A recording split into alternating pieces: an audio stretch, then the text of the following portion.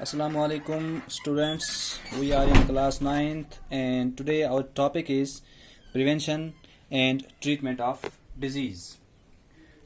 In our previous lectures we have studied different types of diseases. Now we are going to study something about prevention and treatment. तो प्यारे बच्चों, जैसा कि आप जानते हैं कि डिजीज जो है इनके मोड ऑफ ट्रांसमिशन डिफरेंट होते हैं. डिफरेंट मोड से ये एक इंसान से या इनका जो ट्रांसमिट होने का तरीका है वो डिफरेंट होता है. तो इसीलिए हर डिजीज की प्रिवेंटिव मेजर्स जो होंगे वो भी डिफरेंट होंगे और जो डिजीज काज होती है that is caused by different pathogens. We have already discussed it. So तो उनकी ट्रीटमेंट के लिए भी हमें कुछ स्पेसिफिक वेज उठाने पड़ेंगे. तो वो चंद हम प्रिवेंशन और ट्रीटमेंट के हवाले से आज इस लेक्चर में हम जानने की कोशिश करेंगे. तो कुछ जनरल प्रिवेंटिव मेजर्स होते हैं, किसी भी डिजीज के जनरल प्रिवेंटिव मेजर्स होते हैं. तो वो कौन कौन से हैं? That is good ventilation.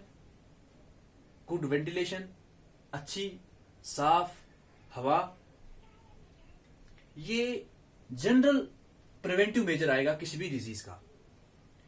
इसी तरीके से avoid overcrowded places. We have to avoid overcrowded places because we don't know which person is affected with which disease.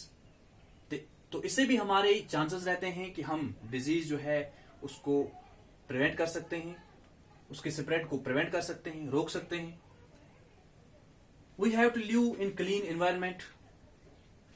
सफाई नसफ ईमान है, जैसा कि हम जानते हैं. We have to live in clean environment. It is also a preventive measure for spread of disease, to prevent spread of disease and maintain personal and community hygiene. These were some general preventive measures for every disease. Now, there are some specific ways also to prevent or to cure a disease. किसी भी disease को cure करने के लिए या उसकी treatment के लिए कुछ स्पेसिफिक वेज अपनाए जाते हैं. What are those?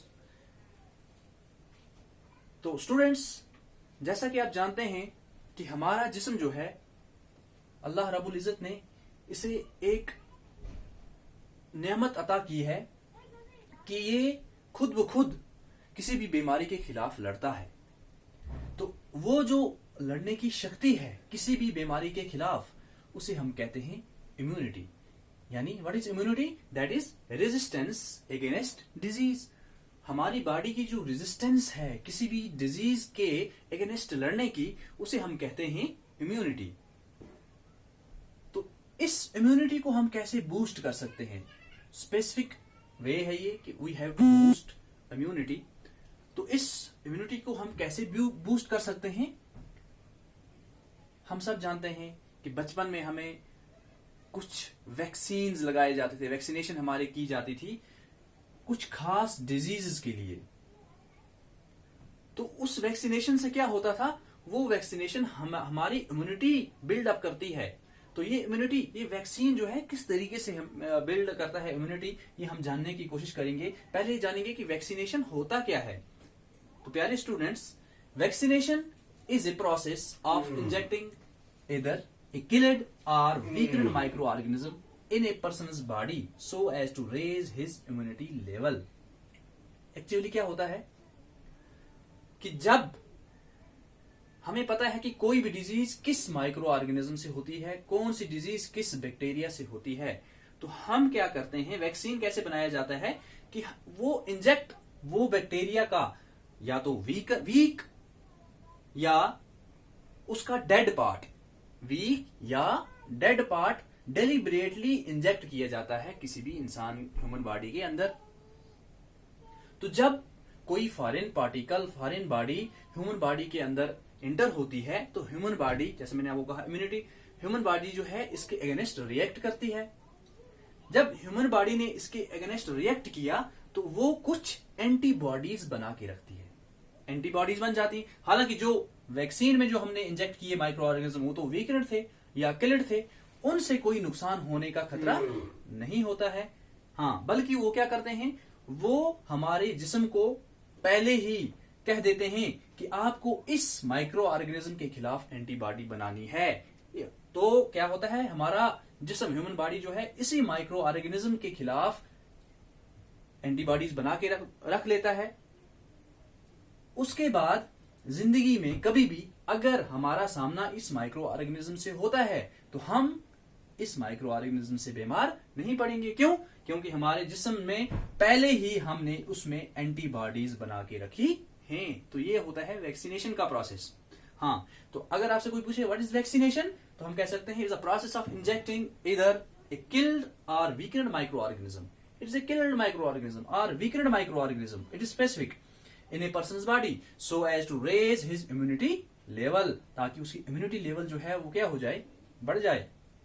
हाँ, और हम किस तरीके से किसी भी डिजीज की प्रिवेंट कर सकते हैं, उसका ट्रीटमेंट कर सकते हैं। प्रॉपर मेडिकेशंस जैसे एंटीबायोटिक्स खा सकते हैं, या मेडिसिन जो रिड्यूस करती हैं फीवर वगैरह, पेन वगैरह, या proper food and fluids, taking proper food and fluids. Proper food ये तो जनरल में आएगा कि जनरल किसी भी डिजीज को प्रिवेंट करने के लिए, उसके ट्रीटमेंट के लिए हमें प्रॉपर फूड की जरूरत होती है। क्योंकि ट्रीटमेंट के लिए अगर फॉर एग्जांपल अल्लाह ना करे किसी को कोई जख्म लग जाता है तो उसको हील अप करने के लिए एनर्जी की जरूरत होती है। हाँ, तो एनर्जी कहां से आएगी? फूड से आएगी। हाँ, फ्लूइड्स, प्रॉपर फ्लूइड्स हमें लेने हैं जिससे हमारी बॉडी जो है नॉर्मल फंक्शन करे और इस डिजीज के खिलाफ लड़ सके, या इस जो जख्म है उसको हील अप कर सके। तो यहाँ पे हमने कुछ पॉइंट्स देखे, कुछ टर्म्स हमने देखी, जैसे वैक्सीनेशन। तो ये हमने पढ़ा वैक्सीनेशन क्या होता है, ये हमने जानने की कोशिश की। इसी के बाद अगर आपसे एक एडिशनल में आपको बता दूं कि फर्स्ट वैक्सीन जो है वो किसने बनाया था? First vaccine it was Edward Jenner. हाँ, तो ये स्मॉल पॉक्स के खिलाफ बनाया था इन 1796।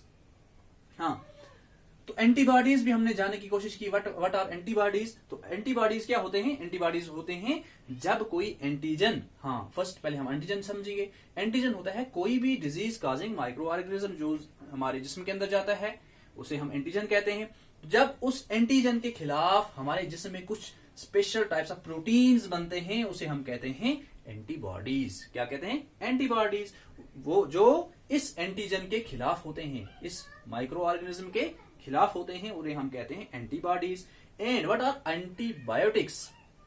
हाँ, तो एंटीबायोटिक्स क्या होते हैं? एंटीबायोटिक्स भी यही माइक्रो ऑर्गेनिज्म से ही उनका कुछ पार्ट होता है जिससे हमारे जिस्म में एंटीबॉडीज ज्यादा बनते हैं। फॉर एग्जाम्पल, हमें किसी माइक्रो ऑर्गेनिज्म से इन्फेक्शन हो गया तो हमारे जिस्म ने उसके खिलाफ रिएक्ट किया। तो जब उसने हमारा जिस्म किसी बीमारी के खिलाफ रिएक्ट करता है तो हमें सिम्टम्स आ जाते हैं। तो जब हमारे जिस्म में सिम्टम्स आ गए तो हम डॉक्टर के पास जाते हैं। डॉक्टर हमें दवाई देता है, कहता है कि आप एंटीबायोटिक खा लो। तो वो एंटीबायोटिक्स क्या होते हैं?